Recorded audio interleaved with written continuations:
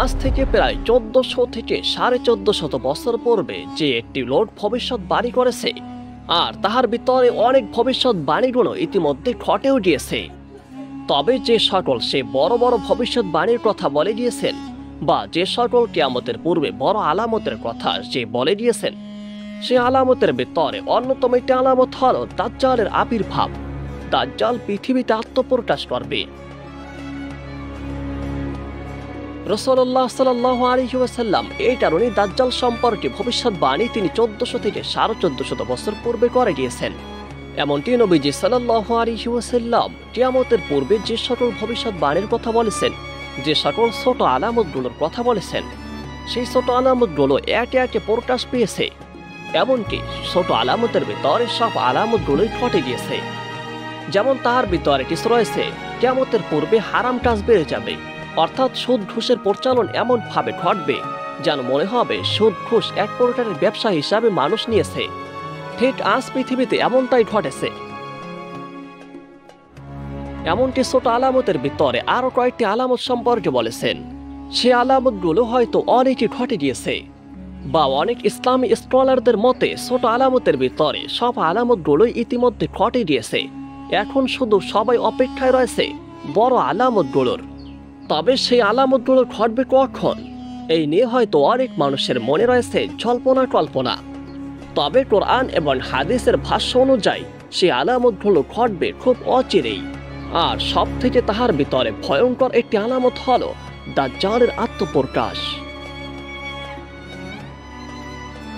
হাদিসের ভাষ্য মতে মহান আল্লাহ তাআলা কিয়ামতের আগে দাজ্জালকে পাঠাবেন। সে সেই পৃথিবীতে ত্রাসের রাজত্ব কায়েম করবে, ধোঁকা প্রতারণায় মানুষের ঈমান ছিনিয়ে নিবে।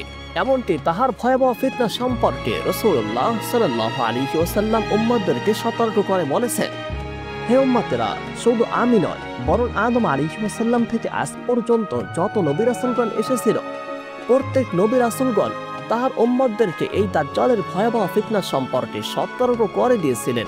তাই তোমাদেরকে আমি সতর্ক করতেছি। কেননা প্রত্যেক নবী রাসূলদের ভিতরে দাজ্জাল আত্মপ্রকাশ করেনি। তবে প্রত্যেক নবী রাসূলদের ভিতরে যেহেতু দাজ্জাল আত্মপ্রকাশ করেনি, তাই আমি তো শেষ নবী, অবশ্যই দাজ্জাল আমার উম্মতদের ভিতরে আত্মপ্রকাশ করবে। আর দাজ্জাল অবশ্যই তোমার ঈমানকে ছিনিয়ে নেওয়ার চেষ্টা করবে।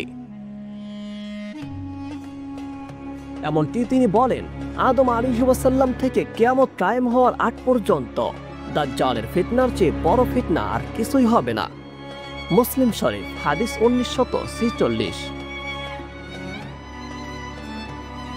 এমনকি নবীজি সাল্লাল্লাহু আলাইহি ওয়াসাল্লাম বলেন, সে হবে ইহুদিদের স্বপ্নের নায়ক। এক্ষেত্রে 70,000 ইহুদি তাহার অনুগত্য মেনে নিবে। রাসূলুল্লাহ সাল্লাল্লাহু আলাইহি ওয়াসাল্লাম তাহার ফিতনার বিষয়ে সতর্ক করে দিয়েছেন। এমনকি তিনি উম্মতদের জন্য দোয়াও শিক্ষা দিয়েছেন। তাই দাজ্জাল সম্পর্কে জ্ঞান রাখা সবার জন্যই জরুরি। যুগে যুগে দাজ্জালের কথা হযরত আনাস ইবনে মালিক রাদিয়াল্লাহু তাআলা হতে বর্ণিত, রাসূলুল্লাহ সাল্লাল্লাহু আলাইহি ওয়াসাল্লাম বলেছেন, পৃথিবীতে যত নবী রাসূলগণ প্রেরিত হয়েছেন, তারা সকলেই নিজ নিজ উম্মতকে মিথ্যাবাদী কানা দাজ্জাল সম্পর্কে সতর্ক করেছেন। দাজ্জাল হবে কানাই, আর অবশ্যই তোমাদের রব কখনোই কানা নয়। দাজ্জালের দু চোখের মাঝখানে লেখা থাকবে কাফিরুন। বুখারী শরীফ হাদিস 6598। দাজ্জালের গঠন আকৃতি হযরত ওমর রাদিয়াল্লাহু তাআলা থেকে বর্ণিত, রাসূলুল্লাহ সাল্লাল্লাহু আলাইহি ওয়াসাল্লাম বলেছেন, আমি স্বপ্নে ঘুমের অবস্থায় দেখতে পেলাম যে আমি কাবায় তাওয়াফ করতেছি। হঠাৎ একজন লোককে আমি দেখতে পেলাম ধূসর বর্ণের আলোথলো কেশধারী। তাহার মাথা থেকে পানি গড়িয়ে পড়ছে কিংবা টপকে পড়ছে। আমি তখন তাহাকে জিজ্ঞাসা করলাম, ইনি কে? তখন লোকেরা বলল, মারিয়ামের পুত্র। এরপর আমি তাকাতে লাগলাম। হঠাৎ আমি দেখতে পেলাম এক ব্যক্তি স্থলকায়, লাল বর্ণের কোঁকড়ানো চৌতা, তাহার এক চোখ হলো কানা, চোখটি যেন ফোলা আঙ্গুরের মতো। লোকেরা বলল, এ হলো কানা দাজ্জাল। তার সম্পর্কে অধিকতর সাদৃশ্যপূর্ণ লোক হলো ইবনে কাতান, বনি খুজাইরার এক ব্যক্তি। বুখারী শরীফ হাদিস 6643।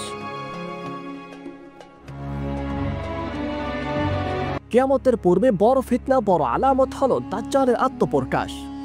রাসূলুল্লাহ সাল্লাল্লাহু আলাইহি ওয়াসাল্লাম যুগে যুগে উম্মতদেরকে যে ব্যাপারে সতর্ক করেছিল, তাহার ভিতরে সবথেকে বেশি সতর্ক করেছিল দাজ্জালের আত্মপ্রকাশ সম্পর্কে। হুযাইফা ইবনে আসিদ আল গিফারি রাদিয়াল্লাহু তাআলা বলেন, একদা আমরা আলোচনা করেছিলাম, এমত অবস্থায় রাসূলুল্লাহ সাল্লাল্লাহু আলাইহি ওয়াসাল্লাম আমাদের কাছে আসলেন এবং আমাদেরকে জিজ্ঞাসা করলেন, তোমরা কি নিয়ে আলোচনা করছো? তখন তারা বললেন, আমরা কিয়ামত সম্পর্কে আলোচনা করছি। তখন তিনি বলেন, কিয়ামত কায়েম হবে না ততক্ষণ পর্যন্ত যতক্ষণ পর্যন্ত এই 10টি নিদর্শন না দেখাবে। এরপর তিনি বলেন, ধরুন দাজ্জাল পশ্চিম দিগন্ত থেকে সূর্য উদয় হওয়া, মারিয়াম তনা ঈসা আলাইহিস সালামের অবতরণ, ইয়াজুজ মাজুজ 3 বার ভূমিধস, অর্থাৎ পৃথিবীর পূর্ব থেকে একটি ভূমিধস, পশ্চিম প্রান্ত থেকে একটি ভূমিধস এবং আরব উপদ্বীপে একটি ভূমিধসের কথা উল্লেখ করেন। আর এই নিদর্শনগুলোর পর এক আগুন প্রকাশিত হবে ইয়ামেনের দিক থেকে এবং মানুষকে তাড়িয়ে হাসরের ময়দানের দিকে নিয়ে যাবে।